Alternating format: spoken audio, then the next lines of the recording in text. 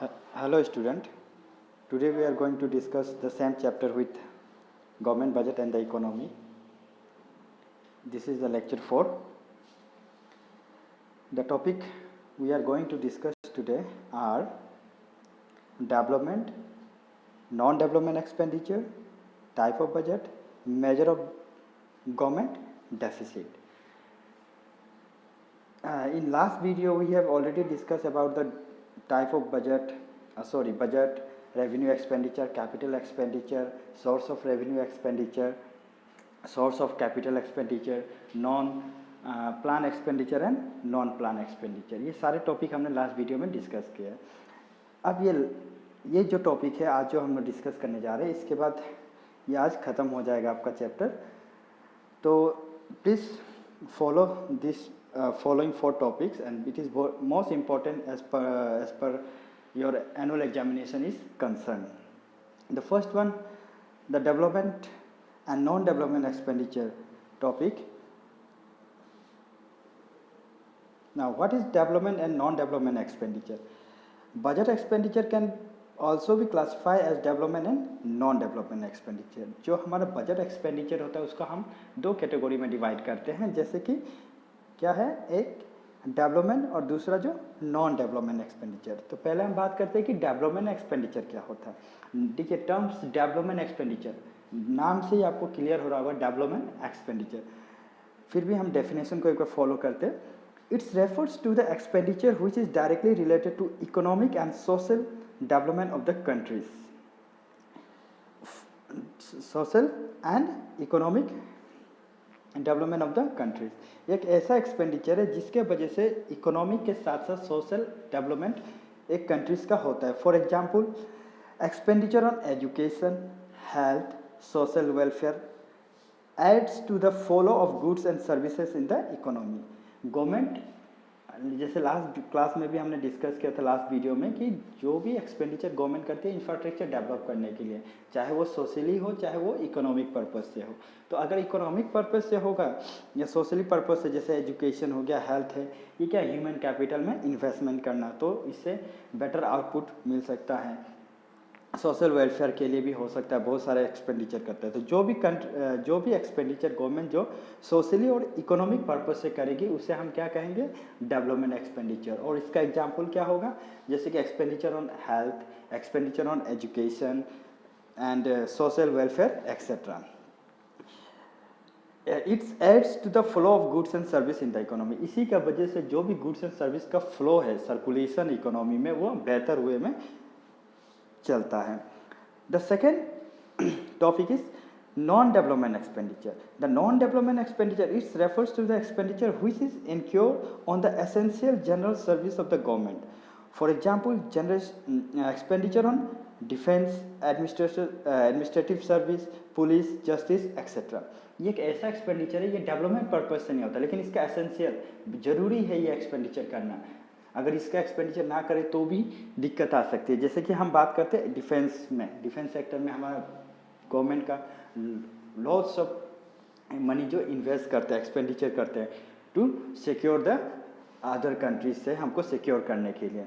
दूसरा चीज़ है administrative service. जो भी हमारा जो सर्विस चल रहा है, एडमिनिस्ट्रेटिव सर्विस जो ऑफिस वर्क चल रहा है, इसका ऊपर भी गवर्नमेंट बहुत सारे एक्सपेंडिचर करती है.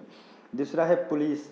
देन है जस्टिस, जैसे कि कोर्ट हो गया आपका, जो भी हाई कोर्ट है, सुप्रीम कोर्ट है, डिस्ट्रिक्ट कोर्ट है, ये सारे कोर्ट्स के जो ऊपर एक्सपेंडिचर करती है गवर्नमेंट, वो किस में आ जाता है, नॉन डेवलपमेंट एक्सपेंडिचर में. It does not directly contribute to the economic development.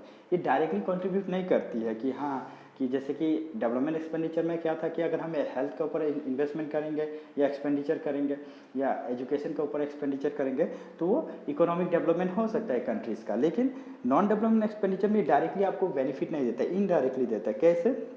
It does not directly contribute to the economic development, but it indirectly helps in the development of the countries. So basically, ये development and non-development expenditure, you have to learn about the definition with example. In examination point of view, the question may be asked like, distinguish between development and non-development expenditure with example, or define development expenditure and write this example. इस type से आपको question पूछा जा सकता है. Moving to next, type of budget है। हमने budget को बात किया कि बजट क्या होता है, financial statement of a physical year during 1 April to March 31, जैसे प्रीवियस फर्स्ट लेक्चर में, ये चैप्टर का फर्स्ट जो लेक्चर था उसमें हमने बजट को बात किया था। लेकिन हमने उसमें ये नहीं बताया था कि टाइप ऑफ बजट क्या होता है। हमने कहा था कि latter part of the video में हम इसको डिस्कस करेंगे कि बजट का फॉर्म्स कितना होता है। तो देखिए पहला बात होता है, the first one is balance budget. The balance budget, government budget is said to be balanced budget if estimated government receipt are equal to estimated government expenditure। एक बजट को हम बैलेंस कब करेंगे, जैसे कि गवर्नमेंट का जितना एक्सपेंडिचर है और जितना रेवेन्यू है दोनों इक्वल हो गया। जैसे मान लीजिए अगर उन्होंने 10,000 करोड़ एक्सपेंडिचर किया और रेवेन्यू भी 10,000 करोड़ आया, या सिंपल लैंग्वेज में आप समझिए अगर 10 रुपये गवर्नमेंट एक्सपेंडिचर कर रही है और इनकम भी उनका कितना हो रहा है 10 रुपया, तो उसको हम क्या कहेंगे, balance budget. Then moving to next, surplus budget। Surplus budget, if estimated government received are more than the estimated government expenditure, then the budget is termed as surplus budget। surplus term से ही मालूम है कि आपके पास बच जाना। जैसे कि मान लीजिए गवर्नमेंट ने 10 रुपये एक्सपेंडिचर किया और रेवेन्यू कितना है 15 रुपया, तो 5 रुपीज़ क्या हो गया एक्स्ट्रा उसका सरप्लस। तो गवर्नमेंट वो बजट क्या होगा, प्रॉफिटेबल में होगा या सरप्लस बजट कहेंगे हम उसको, प्रॉफिटेबल नहीं कहेंगे, क्या कहेंगे, सरप्लस बजट। जो गवर्नमेंट का बजट प्रेजेंट हो रहा है इस ईयर में वो सरप्लस है। Then third one is deficit budget. Deficit means घाटा, लॉसेस। 3 टाइप का बजट में से सबसे टारगेट रहता है कि डेफिसिट बजट ना हो किसी भी गवर्नमेंट के अंडर में, ये डेफिसिट बजट ट्राई करते हैं कि अचीव ना कर सके। लेकिन अगर कभी ऐसा सिचुएशन निकल के सामने आता है, जैसे कि if estimated government receive are less than the estimated government expenditure, then the budget is termed as deficit budget। अगर गवर्नमेंट का एक्सपेंडिचर 10 रुपया हो रहा है और रेवेन्यू जो आ रहा है 5 रुपया आ रहा है, तो वो क्या होगा, डेफिसिट, लॉसेस में है, तो डेफिसिट बजट कहलाएगा। क्योंकि आप 10 रुपये खर्चा करें, खुद को सोच के देखिए, आपका इनकम है 5 रुपया, आप खर्चा कर रहे हैं 10 रुपया, तो क्या होगा, आप वो लॉसेस में होगा, डेफिसिट। लेकिन अगर आपका इनकम है 10 रुपया और खर्चा कर रहे हैं 5 रुपया, तो सरप्लस बजट। अगर इनकम भी 10 रुपया, खर्चा भी 10 रुपया कर रहे हैं, तो आपको क्या हो, इक्वल हो रहा है, ना सेविंग कर पा रहे हैं। तो वो एक इंडिविजुअल पर्पज से हम समझाने के लिए कोशिश कर रहे हैं आप लोगों को। लेकिन अगर गवर्नमेंट का पॉइंट ऑफ व्यू से देखिए तो डेफिसिट बजट का हम बेस्ट एग्जाम्पल ये ले सकते हैं कि अगर गवर्नमेंट का जो भी एक्सपेंडिचर हो वो रेवेन्यू से, अगर रेवेन्यू लेस है और एक्सपेंडिचर ज़्यादा है, then it's comes under the deficit budget. Now government तो ये 3 टाइप्स ऑफ बजट को डिफाइन कर चुकी है। लेकिन ये अगर इस बजट में अगर कुछ प्रॉब्लम क्रिएट होती है, जैसे कि कब प्रॉब्लम क्रिएट होगी, बैलेंस बजट में तो होगी नहीं, सरप्लस बजट में भी it may not create the obstacle, deficit budget में प्रॉब्लम क्रिएट हो सकता है। तो it may be to control the deficit budget the government has taken some measures. कुछ इसके लिए सुझाव निकालते हैं। तो what are this different kind of measure we are going to discuss. The measure of government deficit, अगर government का budget में कभी डेफिसिट होती है तो किस टाइप का वो मेजर्स ले सकती है। तो वो मेजर्स क्या होगी, budgetary deficit is defined as the excess over total estimation of our total estimated revenue when the government spend more than the collected, then it incur a budgetary deficit with a reference to the budget of India government। The budget deficit can be 3 types। जो भी हम बात किया कि जब भी देखिए measures कब लेना पड़ेगा, जब वो बजट डेफिसिट होगा। ओके, बजट गवर्नमेंट को स्टेप कब लेना पड़ेगा उसमें, जब गवर्नमेंट का बजट जो डेफिसिट होगा। और डेफिसिट कब होगा, जब आपका total revenue less than the total expenditure से होगा। हमेशा याद रखिए, total revenue expenditure is less than the total revenue is less than the total expenditure, तो ये डेफिसिट निकल के आते हैं। तो डेफिसिट में हमने फर्दर 3 टाइप्स ऑफ डेफिसिट को गवर्नमेंट ने आइडेंटिफाई किया। तो ये 3 डेफिसिट क्या है, revenue deficit, physical deficit and primary deficit. Revenue deficit, physical deficit and primary deficit. Exam point of view से इसका कैलकुलेशन भी एक निकल के आता है जो सिंपल होता है। अगर आप फार्मूला जानेंगे तो कैलकुलेट कर सकते हैं, और फार्मूला आपको नेक्स्ट स्लाइड में मिलेगा। और इसका हमको इम्प्लीकेशन और यूजेस को ही पढ़ना है, definition and implication. Now going to discuss with the first deficit, that is revenue deficit. Now what is revenue deficit? Revenue deficit is concerned with the revenue expenditure. ये किससे कंसर्न रहता है? Revenue expenditure and receive से. Revenue receive means revenue receive of the government. It refers to excess of revenue expenditure over revenue received during the given fiscal year. एक साल में government का अगर रेवेन्यू एक्सपेंडिचर और revenue receive को अगर आपका पता है, वो दोनों का सब्ट्रैक्शन कर लीजिए तो आपको क्या मिलेगा? Revenue deficit. ब्लैक कलर में आप ये देख पा रहे हैं कि ये फॉर्मूला है.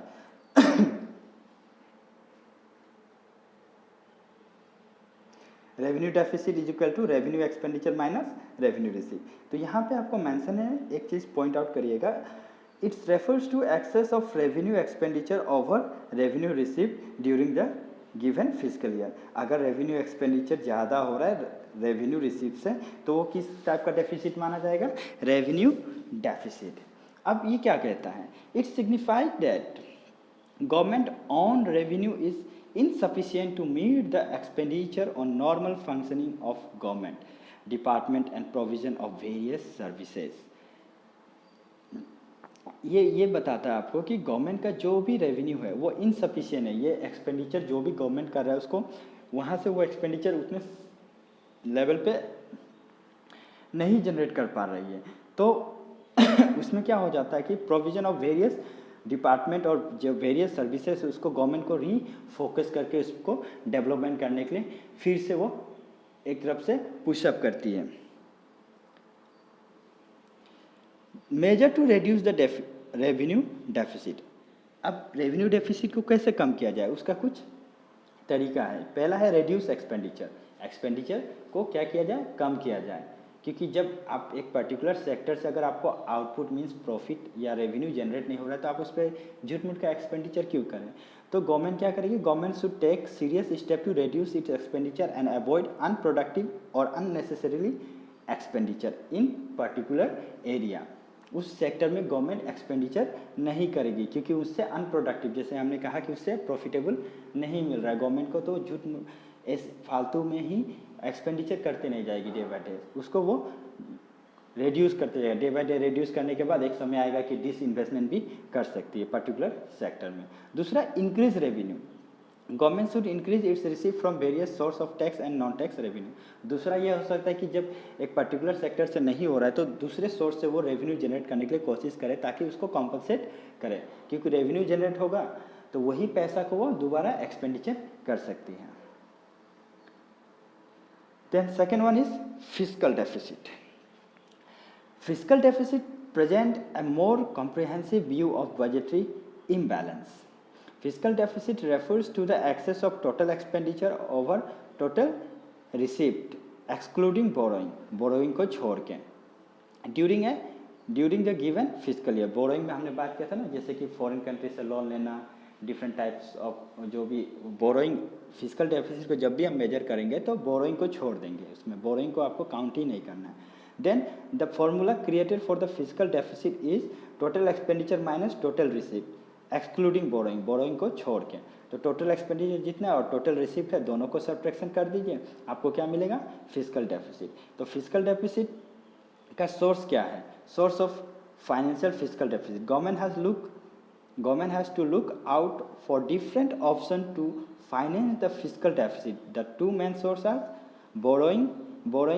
Fiscal deficit can be met by borrowing from internal source और external source. Internal source से अगर आप बात करें fiscal deficit को अगर हम borrow करने के लिए तो internal source में क्या आ जाएगा? जैसे हमने कहा RBI हो गया, दूसरा हो गया गवर्नमेंट का बॉन्ड एंड सिक्योरिटीज़ को सेल करने के लिए. और एक्सटर्नल सोर्स का अगर हम बात करें तो जैसे कि इंटरनेशनल ऑर्गेनाइजेशन, मॉनेटरी ऑर्गेनाइजेशन. जैसे इंटरनेशनल ऑर्गेनाइजेशन क्या है? जैसे कि आपका इंटरनेशनल मॉनेटरी फंड है. और दूसरा है loan from different countries. Second, deficit financing. Government में borrow from RBI against its security to meet the physical deficit. RBI issue new currency for this purpose. This process is known as deficit financing. जब physical deficit आने लगता है तो government RBI क्या करती है, new currency print करके market में सप्लाई करती है, मींस कंट्री में सप्लाई करती है, क्यों, डेफिसिट फाइनेंस को कम करने के लिए, ठीक है ना, घाटा। And the last one is primary deficit. Measure of deficit में हमको ये 3 बात किए थे हम लोग, revenue deficit, physical deficit, primary deficit. Primary deficit is more easier than revenue deficit and physical deficit, अगर आप इसको फॉलो, क्योंकि देखिए फिजिकल डेफिसिट अगर आप कैलकुलेट कर सकते हैं तो प्राइमरी डेफिसिट में कुछ नहीं करना है, बस you have to subtract the interest payment from physical deficit, then you will get primary deficit. Primary deficit is the difference between the physical deficit of the current year and the interest payment on the previous borrowing। जैसे कि current year में जो भी physical year है, मान लीजिए 2019 में जो भी फिजिकल ईयर था आपका फिजिकल डेफिसिट, 2019 का फिजिकल ईयर में जो भी आपका फिजिकल डेफिसिट था उसमें उसी साल का इंटरेस्ट बोरोइंग, मतलब जो भी आपने बोरोइंग किया था उस पर कितना इंटरेस्ट लगा था, वो इंटरेस्ट को उसमें माइनस कर दीजिए तो आपको क्या मिलेगा, फिजिकल डेफिसिट। अब ये फिजिकल डेफिसिट को हम किस तरह से ये कर सकते हैं, इम्प्लीकेशन कर सकते हैं, तो इसका क्या है, it indicate how much of the government borrowing are going to meet expenses other than the interest payment. The difference between physical deficit primary deficit show the amount of interest payment on the borrowing made in past. So a low और zero primary deficit indicate the interest committed have forced the government to borrow. अगर interest rate अगर लो है, अगर zero है, तो उसको ये indicate करेगा आपका कि गवर्नमेंट को फोर्स किया गया है कि फॉरेन कंट्री से फोर्स किस लिए होगा, क्योंकि फिजिकल डेफिसिट है, तो फोर्स किया गया कि फॉरेन कंट्री से बोरो करने के लिए। तो अगर आप आसान लैंग्वेज में अगर हम बात करें इन अदर वर्ड्स में, तो क्या कह सकते हैं कि जो भी एक्सपेंशन करती है गवर्नमेंट, है कि नहीं, उसमें इंटरेस्ट पेमेंट को अगर हम घटा दें तो हम फिजिकल डेफिसिट को कम कर सकते हैं, या प्राइमरी डेफिसिट को कैलकुलेट करने के लिए फिजिकल डेफिसिट में इंटरेस्ट को घटा दीजिए तो आप प्राइमरी डेफिसिट कैलकुलेट कर सकते हैं। तो ये प्राइमरी डेफिसिट के साथ ये चैप्टर आपका यहाँ पे ख़त्म होता है, जो गवर्नमेंट बजट एंड इकोनॉमी जो चैप्टर था आपका 6 नंबर का, ये चैप्टर आपका यहाँ पे ख़त्म होता है।